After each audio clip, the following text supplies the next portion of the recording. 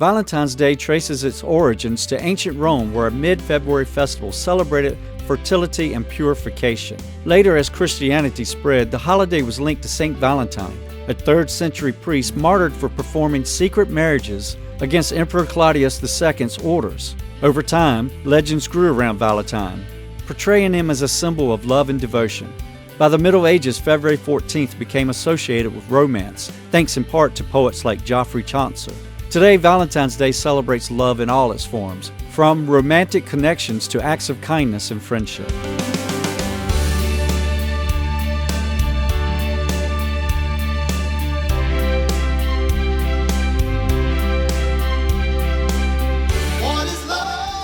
What is love? Love is a key theme in the Bible, summed up by the command Jesus gave to love God and others. The Bible describes love in 4 ways: Eros, Storge, Philia, and Agape, each showing a part of God's nature. We're reminded that God is love, and we're called to live out that love in every area of our lives. Welcome to Word Study Ministries, discovering truth through God's Word with James Ellis.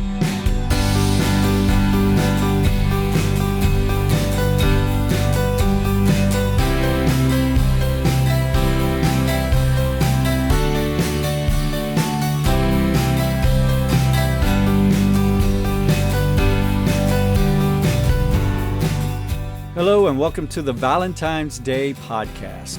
Love is one of the most profound themes in the Bible. In fact, Jesus summed up the entire law with 2 commands: love God and love your neighbor. But did you know that the Bible speaks of love in more than one way? In the original Greek, 4 distinct words describe 4 types of love: Eros, Storge, Philia, and Agape. Each one reveals a unique aspect of God's design for love.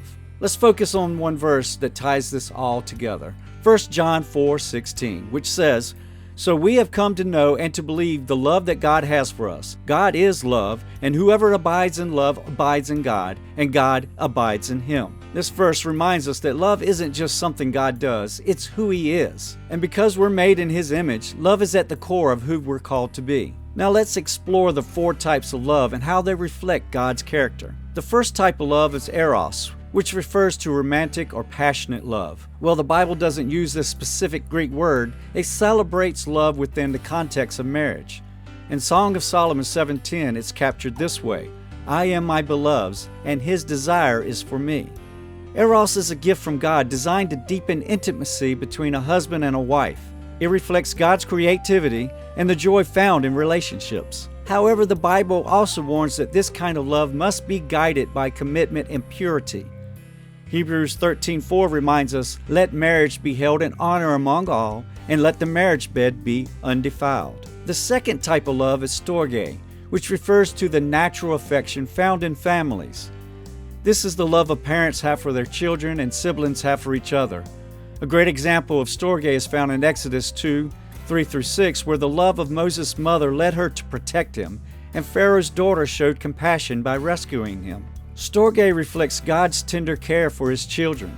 In Psalm 103 verse 13, it says, "As a father shows compassion to his children, so the Lord shows compassion to those who fear him."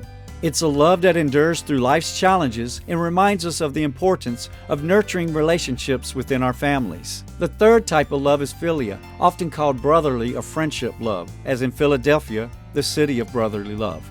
This is the love that binds close friends and fellow believers. Proverbs 17:17 says, "A friend loves at all times, and a brother is born for a time of adversity."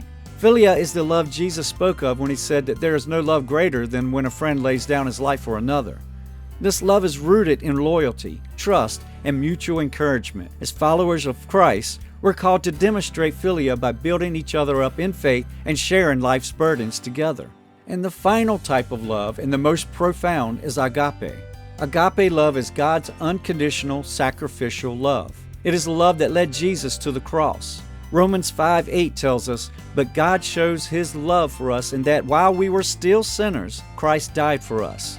This love is not based on feelings or circumstances, but is an act of the will. It's the love described in 1 Corinthians 13:4-7. Love is patient. Love is kind. It always protects, always trusts, always hopes, always perseveres. Agape love is the highest form of love, And as believers, we're called to reflect it in how we treat others, even our enemies. So how do these four types of love fit together? Each one is a reflection of God's character. Eros shows his creativity and joy in relationships. Storge reminds us of his care as a father. Philia points to his desire for community, and Agape demonstrates his boundless grace and mercy. As we live in God's love, we're called to express these types of love in our lives. Whether it's honoring marriage, cherishing family, supporting friends, or loving sacrificially, love is the evidence that we belong to Him. So thank you for joining me today. Let's go forward reflecting the love of God in all its forms so that others might see Him through us. Happy Valentine's Day, and God bless. What is love?